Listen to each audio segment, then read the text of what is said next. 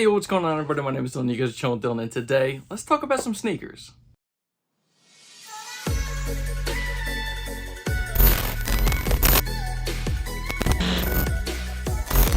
Alrighty guys, before we get started in today's video, make sure you guys are smashing that like button. Please subscribe to the channel if you are new around here, and do not forget to ring the bell so you're going to get notified every time I upload one of these videos. Alrighty, ladies and gentlemen, today we are going to be talking about the first in-flight Air Jordan 1 High OGs. This is going to be a women's exclusive, and these things are clean. Now, I do not physically have them for you guys to unbox and review. However, I am going to be talking about the release, how to cop, and what I overall think about these things, because Jordan Brand and Nike have been coming out with some serious women's exclusives as of recent that aren't going up into extended sizing, but they're using really good materials. Now, that's right, guys. These things are going to be women's exclusives. They're going to release on July 10th. They did release overseas already. I do believe they are sitting in some sizes, so just keep that in mind, because these things are going to be retailing for $180. And they're women's exclusives, like I previously mentioned. So the sizing is as follows. It's a women's 5 starting, and also that equates to a men's 3.5, going up to a women's 12, which is going to be a men's 10.5. So men 10.5, you guys are lucky you made the cut.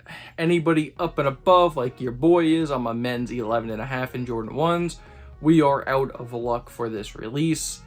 Fortunately, unless you want to chop off a couple of your toes, you're not going to be able to fit in these things. Now, here's a quick description about this particular shoe.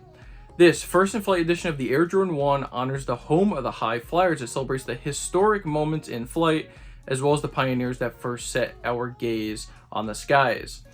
Earning its wings, the leather and nubuck designed layers University Blue and Midnight Navy over a sail upper with pops of University Gold, giving praise to the Tar Heel state that laid the foundation. Here's a little bit of more backstory. Since his game-winning shot that brought championship glory to North Carolina, Michael Jordan has been the forefront of basketball consciousness. He took the court in 1985 wearing the original Air Jordan 1, simultaneously breaking league rules in his opponent's will while capturing the minds and imagination of fans worldwide. Now, like I previously mentioned, this thing is going to be a nod to the Carolina Tar Heels.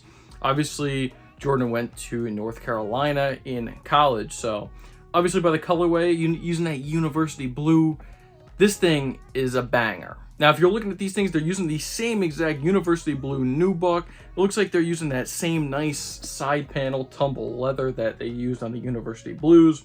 Nubuck over on the swoosh, which is a little bit different than these. This is a black swoosh. They're using that University Blue nubuck.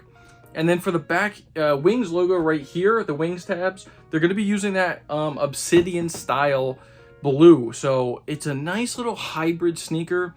Now, I do want to know your thoughts and opinions. Do we need more UNC, style colorways for the Air Jordan 1? We do have a ton of University Blue, style Air Jordan 1s. So if you have either these or the University Blues, I don't know necessarily if you do need these. If they were in my size, I would have been picking them up just for the materials alone. It looks like they're using some really premium materials. I also do like the sail hit over on the tongue. That is a nice little color. It does look like the midsole is actually a sail as well, so it's not a bright white. Outsole is that University. Outsole is going to be that obsidian blue, and then you have the little pop of gold, which I think is pretty a unique touch. Some people I know are a little bit iffy as far as that goes, but I think it kind of gives a little bit of pop of color. And plus, if you're going to be wearing longer pants, you're not even going to be able to see that anyway. It does look like you do have some unique insoles as well. Kind of a nice little university type of logo right there. It says J and A. Not sure what else it says, but I'll throw some images if I get them better for you guys up on the screen. Like I said, guys, these things are going to be releasing July 10th at 10 a.m. It's going to be a first come, first serve. It is not a draw. So if you want these things and you are between those size ranges, you should be able to cop these things if you want them. So let me know your thoughts and opinions on the first in-flight Air Jordan 1s down below in the comments section. If you have the University Blues or the Obsidian Blues, do you guys need these in your collection? Is it something that you're actually looking forward to? I do think it's one of the better Air Jordan 1s to release this year. Just my opinion. And like I said, the women's exclusives recently have been coming with some really good quality materials. So if they were my size, I'd be picking them up. But let me know about your thoughts down below. And if you did enjoy this style of video, make sure you guys are smashing that like button. Please subscribe to the channel if you are new around here. Don't forget to ring the bell so you don't miss one of these bangers. With all that being said, guys, my name is Dylan. You guys just chill with Dill, and I'm out. Peace.